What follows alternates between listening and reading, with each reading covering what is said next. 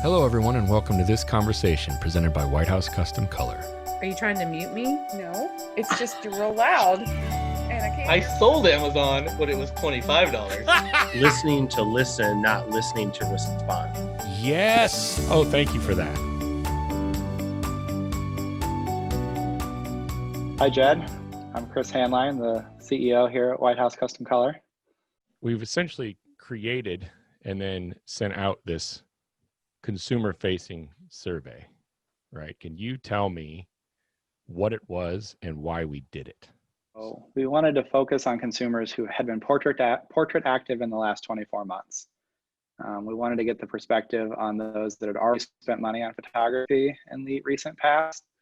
We were not necessarily attempting to determine if more people would be interested in pro photography. We were more wanted to focus on those that had already shown interest and if their thoughts and perspectives had been changed by the pandemic. And what about the results? Can you tell me about the results and start with the results? So overall, I think we had great news. We were excited about what we got back. It didn't seem like there were too many bad news stories in the results. Consumers value pro photographers and they value what pro photographers provide. But as we've seen for a few years now, pro photographers need to sell that value to those end users, those consumers, and not answer the question on what they don't want for them. And overwhelmingly, the results suggested that physical product was a part of what people were looking for and what they're looking to, why they're looking to go to a pro. And ultimately, they still, even during the pandemic, want to document life events. And they are excited about working with pros and what a pro can provide in those types of scenarios. And it continues the fall on the pro to identify those events and market to those types of consumers. Well, guys, thanks for joining me on our third session of In Focus, brought to you by White House Custom Color. We're talking about this consumer survey that we sent out and the results that we received from that. Ed Monahan, could you introduce yourself first? We're going to go around. We'll introduce all three. You guys will just talk briefly about who you are and where you're coming from, and we'll go from there. But Ed, let's start with you. Sure. My name is Ed Monahan. I'm a consultant that supports White House Custom Color. I was with Kodak for 35 years and have just thoroughly enjoyed the professional marketplace and have supported them in strategic planning, market analysis, and in this case, a consumer survey that looked at the questions around portraiture, consumer attitude and behavior and their desires or not for portraiture. And as we know, it's a good news and it is a desire for. Right on. Matt, what about you? Yeah, I'm Matt Hodgman. I am now with White House Custom Color for the last, over 2 years, full-time now. I am their client success manager. So what that means to everybody is that I get to work with some of the top photographers all across the country, working with them on their successes, their challenges, things of that nature. I was a professional portrait photographer for 23 years. So I started back in the film days, transitioned into digital with White House a long time ago, got to know the Hanline family and have been in, like Ed was saying, in the trenches. I've been in the trenches with photographers and working with them towards goals and towards successes, both before and during COVID. So. And my wife, Vicki, would you talk about yourself for a second too? I'm Jed's wife. No, actually, similar story to Matt in that we've been in the industry. I've been in the photography industry about the same amount of time, a little over 20 years. Still doing that full time, but since then have also 2 little kiddos, but really have gone through the transition of film to digital to, becoming a mom, also running a business, to having 9 employees, to now really scaling back the last few years on purpose to be doing a lot more of that work hands-on myself with the clients, to try to work smarter, not harder for just the stage of the business that I'm at. I am working full time, but I'm really holding my clients' hands every step of the way in the process and That's actually been working out okay for me through this COVID thing, because I'm not really looking for big numbers, but I am looking for big dollar sales. So getting those clients still in the door has kind of been my goal these last few months. Let's talk real briefly then too, again, about the survey itself. And can you give us kind of a little rundown on what that was again? Yes, that was a great question as a lead-in, Jed. We set out to learn or discover a couple of key points. In the time of COVID, how has COVID affected what's important to the consumer? Very specifically, family and photo. And is there a change in their spend or sentimentality?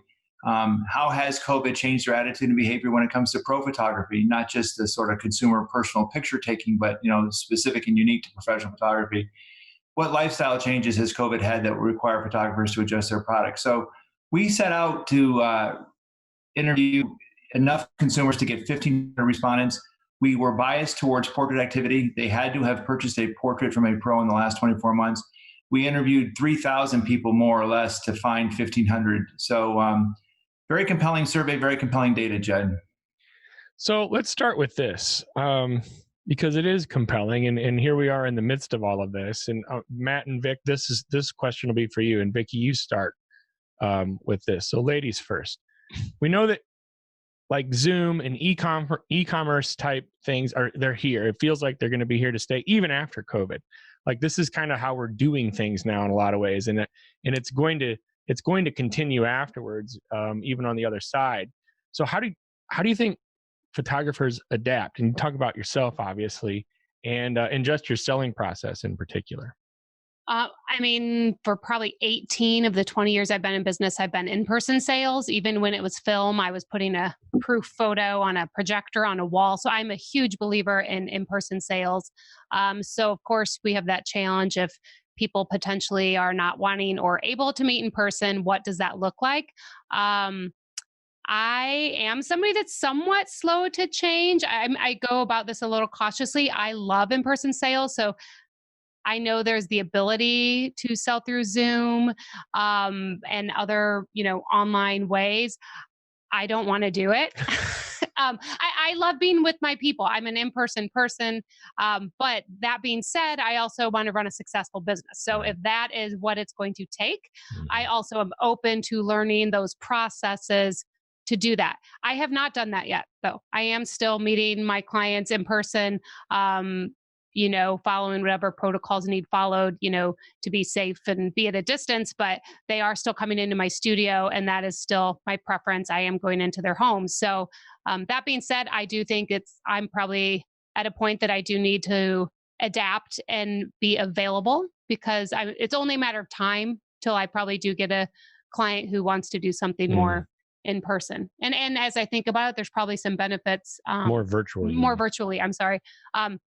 That I'm thankful those resources are there. I just have to, go through that door. But my preference would still be to be with my clients in person. What about you, Matt? What do you think? So I personally think that people's acceptability and their willingness to accept a new platform is definitely been accelerated light years by COVID. Yeah. And the people that have really jumped on board doing Zoom meetings, doing virtual sales, adapting to this new process have been doing really well with it. I think that moving forward now, you have so many options that have been opened up. So instead of just being, either IPS or gallery sales, something that's online that's kind of hands off, now we have this new hybrid option. And several people that I work with on a daily basis are having very, very high numbers as far as dollars coming back off of these sales. Now, these are people that going into COVID understood that they were going to have to shift. One client in particular on the East Coast just reached out to me the other day, was super excited, had done a Zoom sales meeting, no contact with the client whatsoever, for $6,600. And then that product was going to drop ship directly to the client. Definitely not taking away from what Vicki said at all, because I'm on that same school of thought where I did in-person sales, basically my whole career. And we all know that that is the way that you make money in this industry. Yeah. But I think now it does give you the option of flexibility of, Vicki, you can probably comment on this too. You have a great big family group come in and, people are from all over the country, and you are able to literally sit in your living room and reach out and work with those people in individual sales now, and it's acceptable. Prior to COVID, I would say to a client, let's set up a Zoom meeting, and somebody would say, what's that? Oh, they'd say, can you just put the images online? Right. Yeah, I don't live near you. Yeah. Right. So now Zoom has gotten to be, like ketchup, and we all use it, and it is something that is very widely acceptable now and very efficient for everybody. I mean, at White House, for all of us, we've been working remotely since mid-March, and we've been doing it efficiently and effectively. So I really think that this has propelled the efficiency of in-person sales, or a hybrid version of that, forward. And for the people that are taking advantage of it now and planning for it, they are having a lot of success. Ed, can you talk a little bit about the data that we received, or that we got from the survey, that spoke about how COVID has changed the way consumers are going to spend on family photos?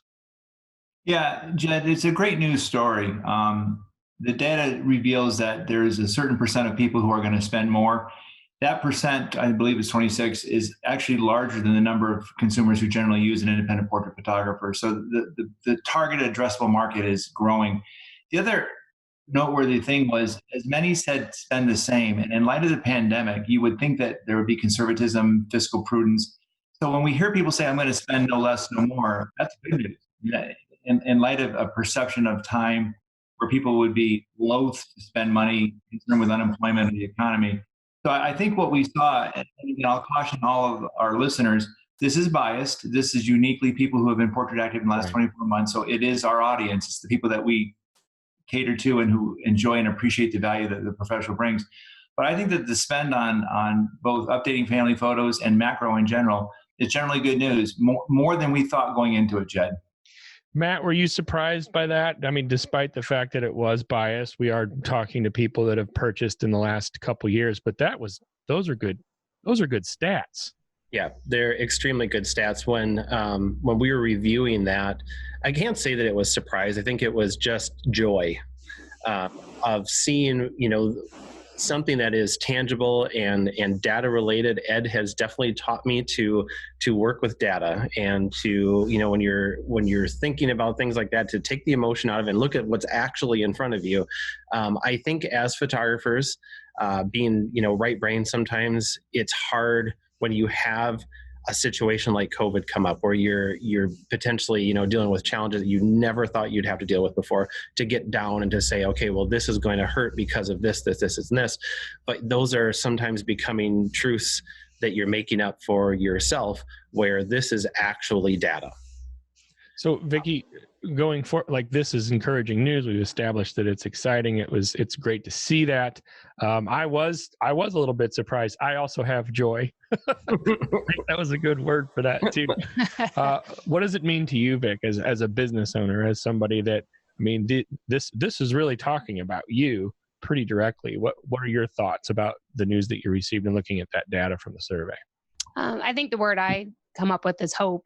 Because I think there was so much fear, and there is still fear. So I think to have hope, and it's definitely not doomsday. Like, there is good stuff out there. There are people who, I think, on the flip side, maybe people tightened up in some ways, but those who appreciate photography, which is the people in the survey, they maybe even value it more, honestly. Yeah. I've talked to my clients, and it's family has become that much more, they've kind of not more important, but they're realizing the value of that and wanting to capture that. They're working from home, they're spending more time maybe with their kids, and just everything has shifted and changed so much. And maybe some layers have been peeled off, and it's what's important to me? People have reprioritized a little bit and looked at their priorities. And if it's family, it makes sense to me that those numbers would be what they are. Like, okay, maybe I'm going to spend my money on this because this is my priority versus something else they were spending it, on before. And I think that from our business standpoint, what we've seen happen, I mean, our numbers and our sales and the sessions we're doing, really do represent this. Honestly, like we still have clients coming in and seeing the value in the photography and in the portraits and, spending pretty high dollar amounts. So they're there, they've always been there, but they're still there. They haven't gone away, I guess. They're still there for us. Well, then you were saying I wanted to circle back because I was thinking you were saying you still like to meet with people in person as much as possible. When it can work, right? So what sort of things are you doing? It made me think, like, what sort of things are you doing to take any sort of precautions or to be ready for anything? Because we don't always know beforehand before they book, but then after they book, different people at different age levels and their different concerns when they come in. So what sort of things are you doing to cater to that, considering you're having people in? Well, I've kind of found that for me, the clients, if people are thinking about photography and doing a session, they're not somebody who's hunkered down in their house afraid of COVID. To the point where like they're not going to come in for a session if they're not willing to possibly come in for other things. Like that's been my experience. I'm not saying there's not value in potentially doing in-person sales through Zoom or something else, but if they're willing to meet with me for a session, then I think, they've so far been willing to do orders. So, we've got masks and we've got hand sanitizers and we're cleaning. When we're outside, I'm not wearing a mask, but I'm distanced from my clients. I'm a hands-on person. So I would say typically the way I would shoot, that's shifted. Maybe I would be more helping somebody and posing them and moving them where it's a little more I'm distanced and mimicking and showing them what I want them to do. And me wearing a mask in studio, I'm distanced from them. That's been hit and miss if I'm in a mask or not. I always have that available. I'm leaving that more honestly up to the clients, Matt, what ways are you aware that people are taking precautions during this time? Well, of course, everybody is masked up when they're in the studios now. Hand sanitizer stations. There are some of my clients that are requiring shoes off in their spaces. Oh.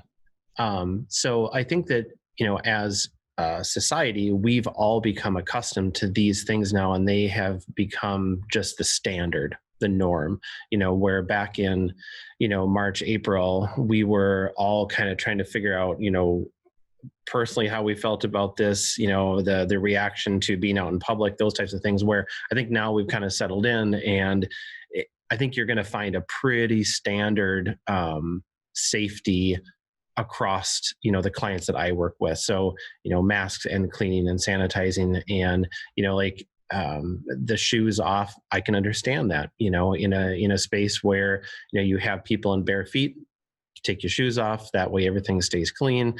But, as far as the distancing, it's pretty standard now across the people that I'm working with. Given all of that, I wanted to mention one thing in the survey that we're seeing that a lot of consumers take their pro digital files to consumer locations to get prints rather than printing through a professional lab.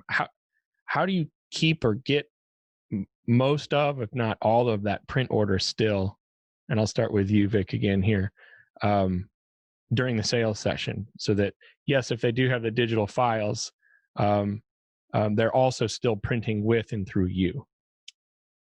I haven't changed my pricing structure in that we do offer digital files, but they're only as a bonus after they've ordered the prints through me. So it's not really an issue in that they're not getting those files to go print. Like they've already invested in a wall portrait, albums and things.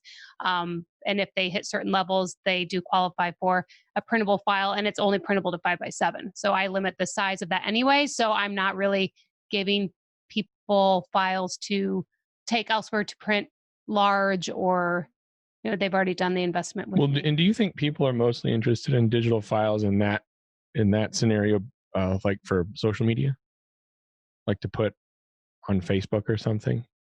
I think it depends on who I'm photographing. I think high school seniors, that's a big thing that the high school seniors want. But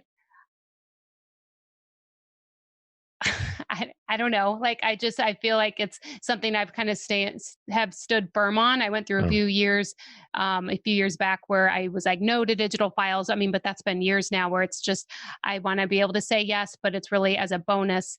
And it's not something, they know this up front. Like, it's not, if someone calls me and they say, I want a session in digital files, I'm probably not the person they're going to book anyway. So it's kind of a non-issue by the time we're doing the in-person sales. So Matt, what are you aware of regarding what people are doing to stop that from happening? So what Vicki's talking about is a very popular model, and that's exactly how I did it as well. It wasn't something that even showed up on a price menu. It was somebody had to ask about it, and you were required to purchase print first. I just think as photographers, that is what we do to deliver a beautiful final product. But one thing I want to definitely interject here, Jed, is if clients are saying they want digital files, they're not necessarily saying they don't want to print. Mm-hmm.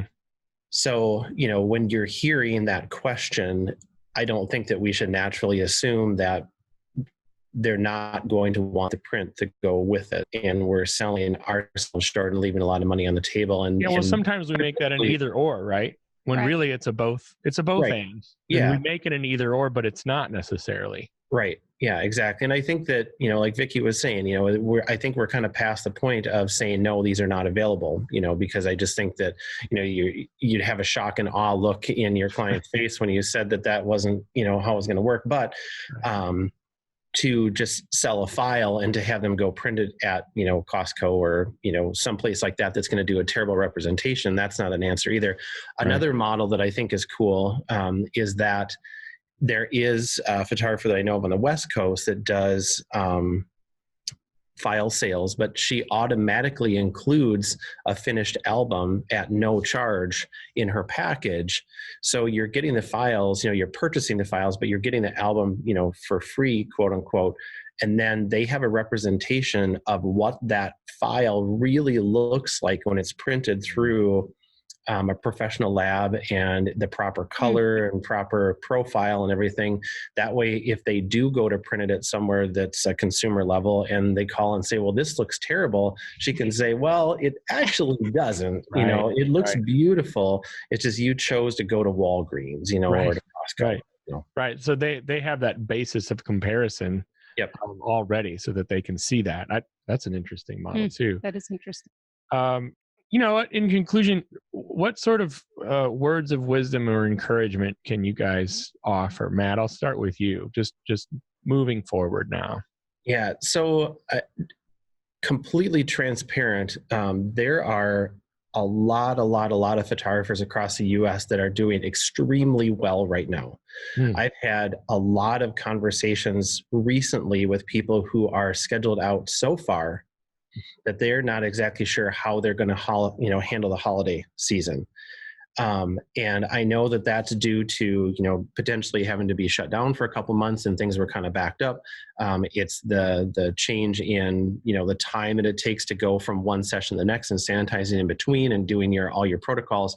But that is really great news. People are saying, well, I don't even know if I'm going to be able to do my holiday special because right now I'm booked all the way through October and people are still wanting to schedule out. That is a great thing.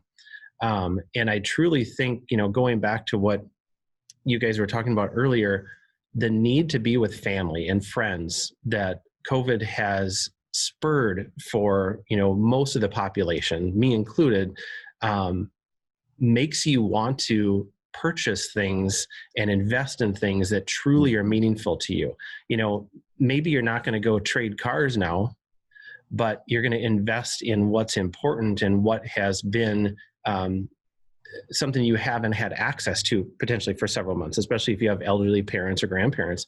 So I truly believe this is going to be a good news fall and holiday season to where photographers are going to be booked up as long as they can manage their schedule and keep up with everything. We could see a very, very strong finish to 2020 because of these reasons. Vic, you used the word hope before. Can you expand on that a bit here as we wrap up?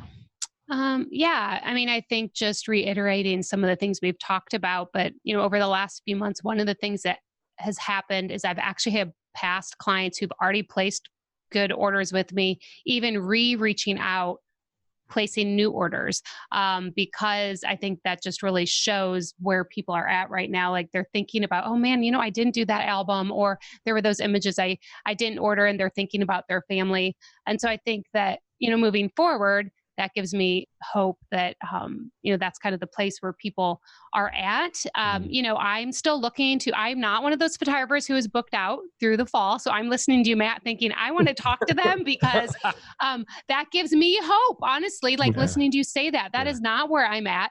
I have good sales and I'm very spread out with my sessions, but I'm also homeschooling and doing I'm wearing a lot of different hats. So my busy is different than maybe someone else's busy, and it's different than my busy 5 years ago busy. So I think, just trying to figure out what is it that I can manage, in this new age of how we're doing things and what my life looks like right now. I do have hope though, in that I've even been playing around with putting a few things online with some, a little giveaway I did from National Dog Day I just did, and we're doing a winner today from that, of people posting their photos, and the amount of traffic I'm getting from that. People are excited. They're wanting to come into the studio. There is still just this sense of excitement and involvement from people and wanting good photography. And so I feel like moving forward, for me, I'm going to do a similar thing even with my families, celebrate family kind of a session for the fall to try to get in some, more sessions and drive some traffic, to our sites and get people in. Ed, you were a big reason that all this happened. Thanks for doing this with us and for us. Can you say some final words now as we wrap up the In Focus series? Yeah, I really love the way Matt and Vicki expressed it with joy and hope. I would say opportunity, and I think what Vicki just described. We have a willing, participating audience who's clamoring and craving what you guys do so well. We need to remind them of the joy that we bring to their lives. I think especially as we get into the holiday season. I think the other thing is that there's a desire for normalcy. I think people are looking to find something structural, something stable that we're never going to be the same as pre-COVID. And that's both good and bad. But I think there's opportunity. And we've said it a couple of times, Jed. I think what the data does is it debunks the myth. It's easy to get caught up in woe is me, everything is digital, no one wants a print. And I'll echo what Matt said. When you hear someone ask, do you sell digital files? Hear that they're asking for an alternative. And I like the way you said it, Jed. It's an and world. They want prints and digital. Right. They're not eschewing or foregoing the opportunity to purchase prints. And the other thing is, it's an exciting time in this industry. The photographic print is giving way to a more valued and more important product, the gallery wraps, the frame prints, the wall decor. I think from a photographer standpoint, this is a great time to be in the industry. This is a great time to be responsible and opportunistic to photograph and document and chronicle life's most special occasions. Again, to finish, the data says that there are people out there who do not need to have it explained to them why the Pro is a superior alternative. They get it. We've just got to get them back in the studio this fall and remind them through the photography, the artwork, and the selling of photography products why we do what we do and why we do it so well. Well said. And thanks to all of you really for doing this. I appreciate your time. I appreciate the efforts. This is good news. I'm excited about it. And I hope people watching and listening can take a lot of what you said and use it for motivation and inspiration moving forward, because this really was good news. Yes. So thanks again. Have a great day and rest of the week to everybody. Yeah, thanks so much for having me on, Jed. It's great to see you guys. Hey guys, thanks for watching this conversation presented by White House Custom Color on YouTube. Be sure to check out our other content and click that subscribe button right there. Right. Right there. It's there somewhere.